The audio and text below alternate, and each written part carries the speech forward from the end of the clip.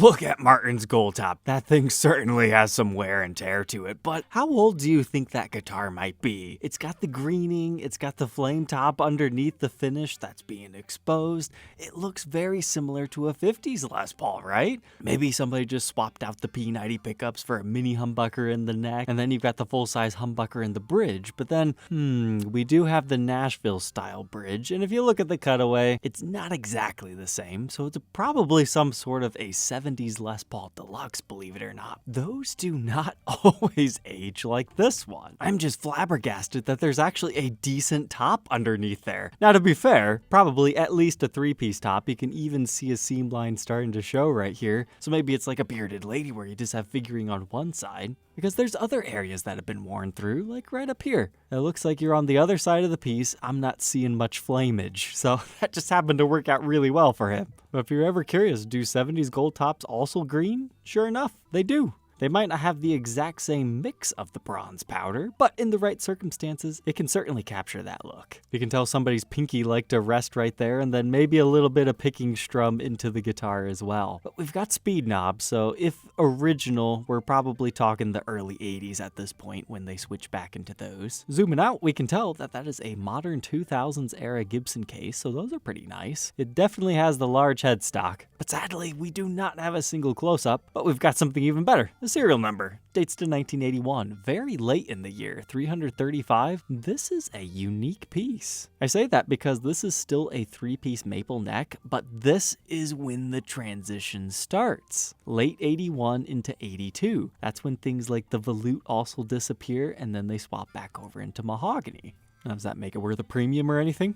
No, not at all. But it's just another fun thing to think about this guitar. That's one of the benefits of watching the show. You can learn to appreciate a guitar, even if you don't like the way it looks. Because most people might just see this and be like, bleh, modded Deluxe, who cares? Every guitar has a little bit of a story. Just like down here, we know it was dropped at some point in time because that strap button is sank into that thing. That'll happen during shipping quite often. And on top of the buckle wear on the back, you can tell he's really worn through that edge. But I was curious about the frets, and in this photo we can zoom in. It looks like it's still on the original ones. But it certainly looks like we've got some fingernail wear up and down this board. But he literally just put this on Reverb. 6 minutes ago that I saw it, he's got it for $32. I would consider that a stage 4. And in fact, he says he hates to have to sell this one. Generally speaking, a routed Deluxe, you're in that 18 to 25-ish range, sometimes going as much as 3,000 depending on a few different factors. So is this one cool enough to bump it up a little bit more for him? My suggestion to him is tell us what that humbucker is. Because if it's something good, maybe, just maybe. But the it factor that you can't replace on just any other guitar for this one has to be the flame figuring there. You can wear through 100 different gold tops out of the 80s, and who knows how many will actually have that in that specific location where the wear has occurred. But I'll leave an affiliate link in the description if you're interested in checking that one out further. But another recently listed guitar, like, holy cow, Gary.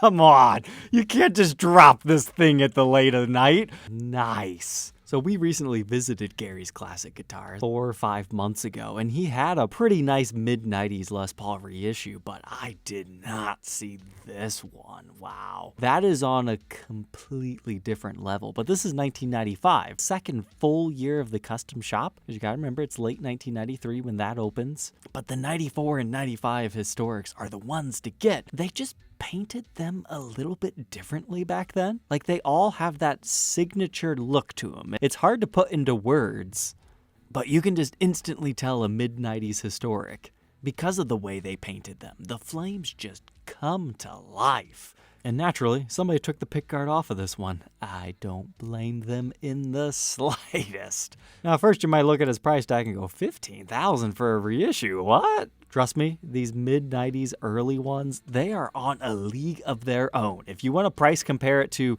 a brand new one today, no, it makes 0 sense to buy one of these. What is made today is more historically accurate when you come down to the fine nitty-gritty details, but it's the history and the way they painted them that some guys swear by these. And just because something's more historically accurate doesn't make it better. That is a fantastic piece. Leave it to Gary to get the good stuff, right? We'll have to visit him another time. But usually I like to learn the tales of guitars, and this one is actually quite tragic. The original owner of this one passed away in the 9/11 attacks. So I get the vibes that Gary purchased this from his estate, and that might have been where that really nice one that we looked at when we were at his shop also came from, but that is the cream of the crop as far as I'm concerned. But it does say the second to last, so maybe he's holding out on us. Here's another listing that caught my eye. Cardinal Red, so it's not the usual red Melody Maker, this is technically a custom color. That's $1,000. This is the kind of deal where I scored the one that we ended up reviewing and documenting. Of course I had to check it out. Looks like you got a nickel wraparound with a chrome vibrola. Possible one of those might have been replaced, but it's the 2 pickup variation, so that's fun. Our knobs have definitely been swapped out. As you come up here, you can see your Brazilian rosewood fretboard, and then, oh. Can't just ever get a good deal, right? There's gotta be a reason that it's cheap. Amateurly repaired, I guess you could say. It's got some overspray. It's one of those scary repairs where it should probably be redone to make it look better, but does it function? Ask the seller. I'm not going to put my word on it. It's hard to judge these things just by photos. It looks rough, but it looks like the neck is secure at the bottom, so if you could fix it up or clean it up really nicely and then do a full headstock conversion, turn it into a junior double cut or something, it could be a fun project for someone. That one was listed by Chromatone Music. I like his honesty. Rather disturbing headstock repair. Oh no, not epoxy. The bane of guitar repairers' existence. But next up, I thought this was a rather unique listing. You get not one, but 2 1974 Les Paul Customs for $8,200. Sometimes you'll see just one listed for that price, so obviously something's got to be wrong here. You can see one has the older style logo and then one's slightly newer. I have seen this one on Reverb before, and I thought somebody took the pickup ring and like carved it out weirdly. But I see what it is now from this photo. Somebody just put black on it. But the cream plastics do look quite nice. You've got an ABR1 on it, but not one mini toggle. You actually have 2 of them. Somebody put speed knobs onto it, but it does appear somebody has refretted that one, which is a good thing, believe it or not. The back doesn't appear to be in too bad a shape, but here's what scares me off about this one. That serial number is not right. Like, it's the correct length in digits, but it looks restamped to me. Now, whether it's a Gibson repair and restamp or somebody else doing it, I'm not entirely too sure. What I'm trying to say is proceed with caution because I think there might be more to the story of this one, and black finishes can hide a lot of sins. Especially when you know they weren't afraid to make other modifications as far as plastics, switch tips, and knobs. The tuners are also gone.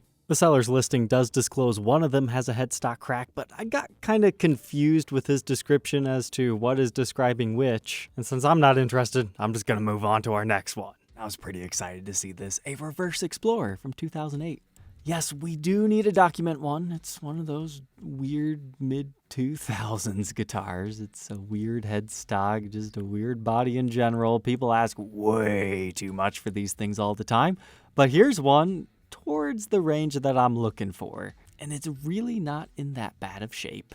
However, there is a crack off the side of the nut as you continue to go, and I just don't want that in my collection. So I'm gonna keep looking, I think, but this was close to a documentation piece. It doesn't even look like it's a super deep crack. That could potentially just be in the finish. It's a bit hard to tell from this particular photo angle. As a player, I don't think you have anything to worry about with that. And hey, cool, it does have the original case, so that is a plus. But hey, we're just full of great sellers tonight. Good job, Luke's Guitar Shop. Discloses that, yes, it was a real crack, but it's been repaired, and now it looks like a finished crack. Less scrupulous dealers would say, yeah, just a finished crack, not in the wood, without actually further evaluating it. And I'll leave you guys tonight with this one. Doesn't really fit in with any of our theme, but we're just chilling tonight. But since you stayed around to the end, let's just say, I've been recording some very, very old guitars lately. Certainly older than this thing from 2023. This is a Trini Lopez in a charcoal sparkle. Like, it nearly appears purple at some angles, but if we can believe the title of charcoal sparkle, it should be more of a gray. Okay, now it's looking a little bit more charcoal-y. It just depends on what kind of lighting situation you got going on. For Trini Lopez, that's actually quite attractive. We do need to document a Trini one of these days. So if anybody's interested in new guitar daying one, let's make it happen. Viewers have been making some very cool guitar reviews happen. Just know I'm in the stockpiling stage, recording them and getting them through the editing process. And you can't just release all these great things at once. You gotta space them out. I don't know if you guys ever noticed that, but I try to have a special episode every Saturday, where just about every episode I post has some good value within it. Like the Les Paul Personal, it just stands out a bit more. Those are the ones I typically send out to the channel members a couple of days early too. But as always, everything eventually becomes public. All right, troglodytes, thank you for tuning in tonight. I hope you enjoyed, learned something new, or just had some fun in general, and we'll catch you tomorrow on the next one. Take care.